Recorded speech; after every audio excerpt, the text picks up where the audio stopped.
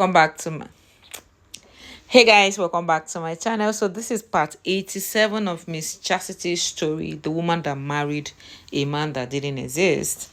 If you are seeing this for the first time, the link to the playlist will be in the description so you can start from part 1.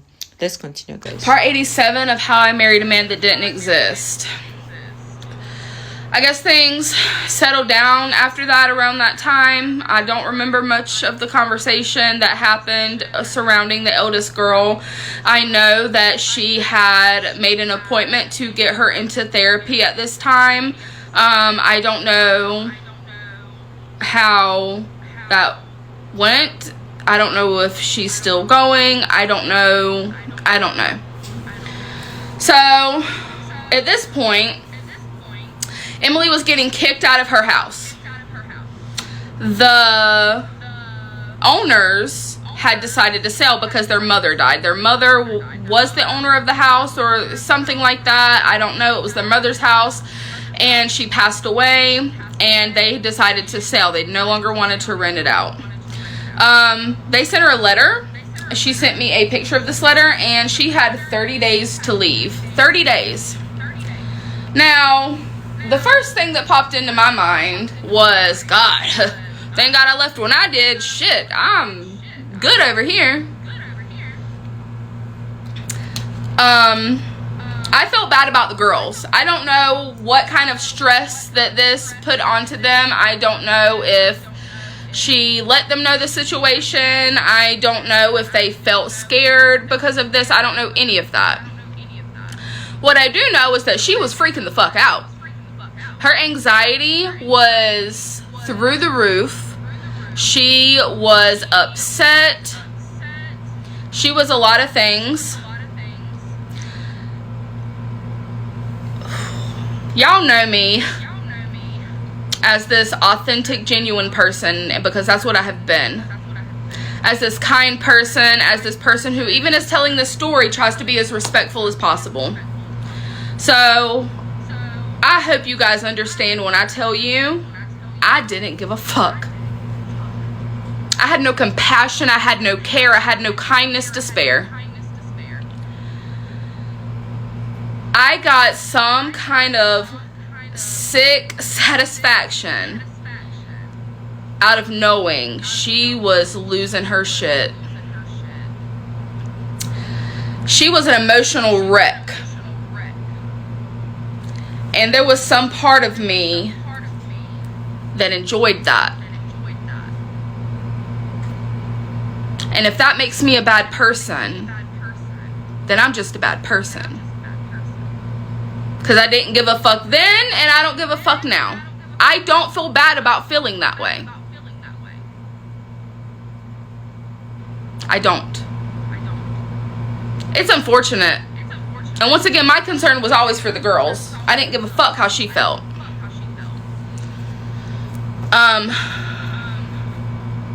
It gave me a sense of satisfaction knowing she was feeling some sort of distress.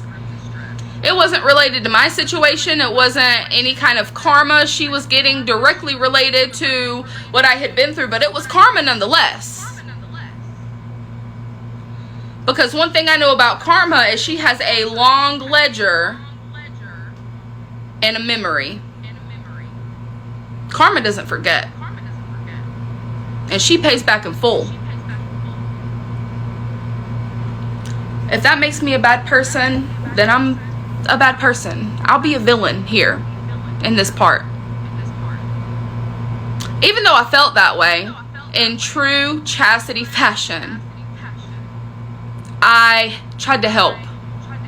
I was sending her listings of homes that were available to rent. I was on Zillow. I was on Realtor.com. I was on multiple sites.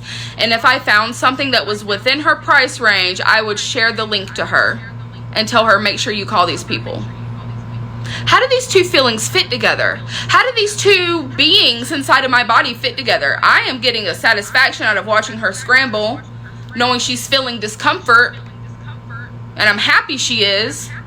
And then being this kind, compassionate person that hates to watch other people suffer and lends a helping hand. There was nothing. One thing we should understand is you can't change who you are, like the innate nature in you. In fact, when push comes to shove, the way you react, that points to your innate nature. I don't know if you guys are getting my point. See, I tell people that money only brings out the true you. If you're a good person, money will amplify the goodness in you. If you're a bad person, when you come into money, it will amplify that evil that is in you. I don't know if you guys get my point. Of course, as a human being that she is, she's hurt by this woman. So, at times she's just happy that you to suffer what I went through. But at the end of the day, her true self comes out to play. So we've seen from day one that this woman has a very large heart to accommodate everybody, and she seems to be expecting good from everybody, which is why it's hard for her to pick up when people are being evil to her. I don't know, because a lot of us clocked Miss Emily from the beginning that she was evil, but she didn't clock it because she was expecting good from her.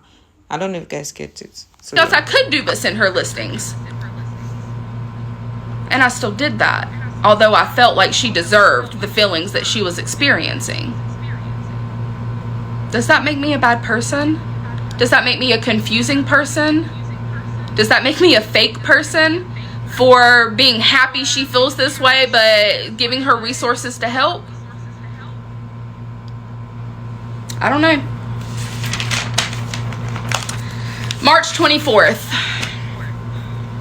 My depression was bad. I have the video diaries from this time.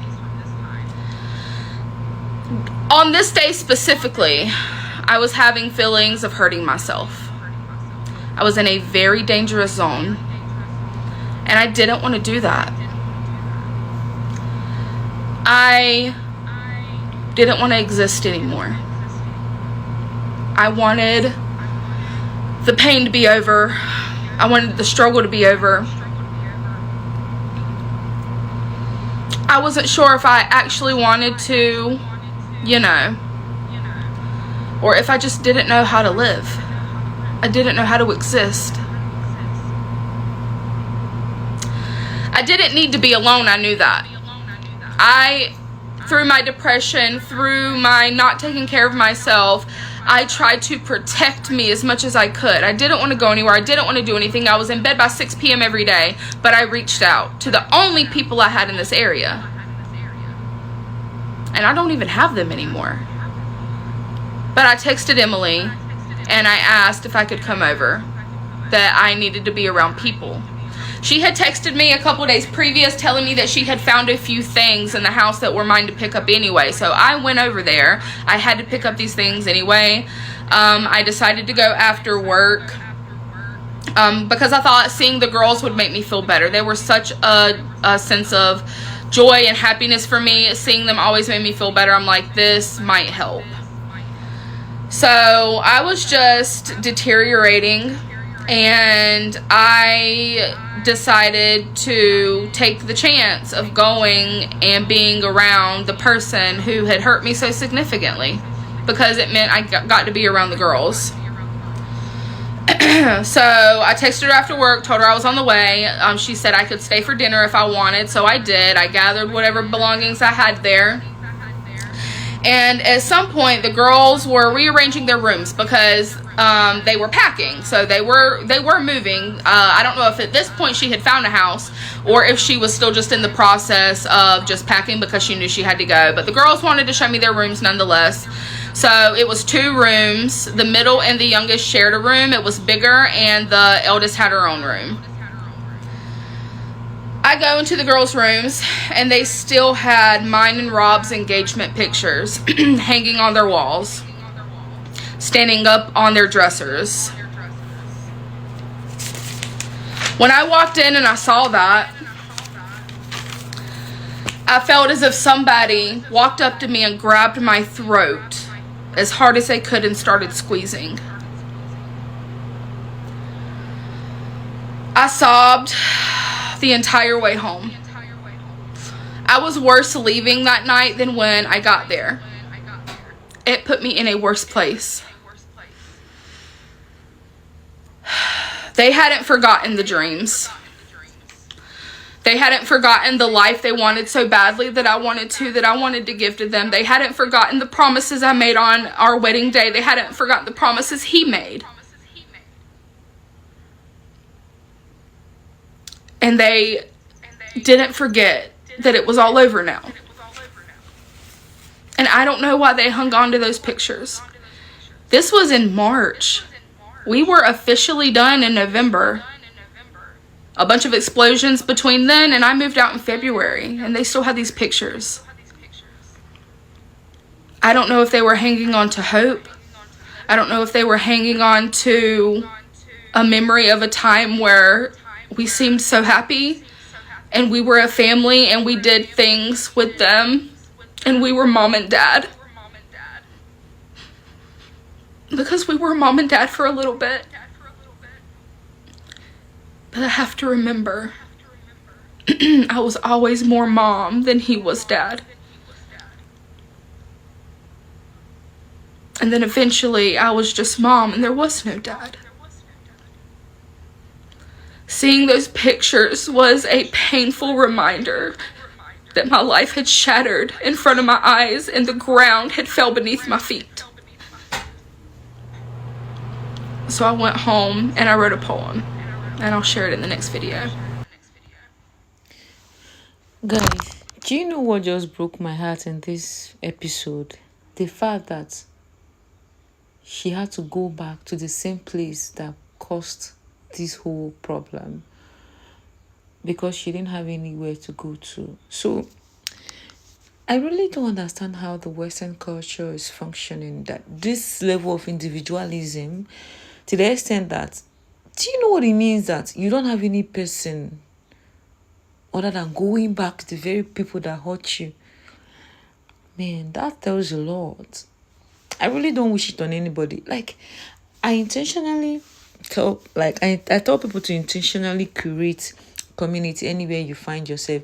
Be it you are trying to build business, create community around that new phase of your life. If it's that, oh no, you are doing something new, find people that are also doing that, so that when you encounter an issue, you know the right people to go and the right community to go and vent to. Guys, like I don't think I will ever overemphasize this enough. And I'm speaking from experience. I have different communities for different aspects of my life, and it has been helping me tremendously. I can't even begin to tell you how helpful it's been. And this is me telling you, find your tribe. Find your tribe. It will help you. It will save you a lot of headache.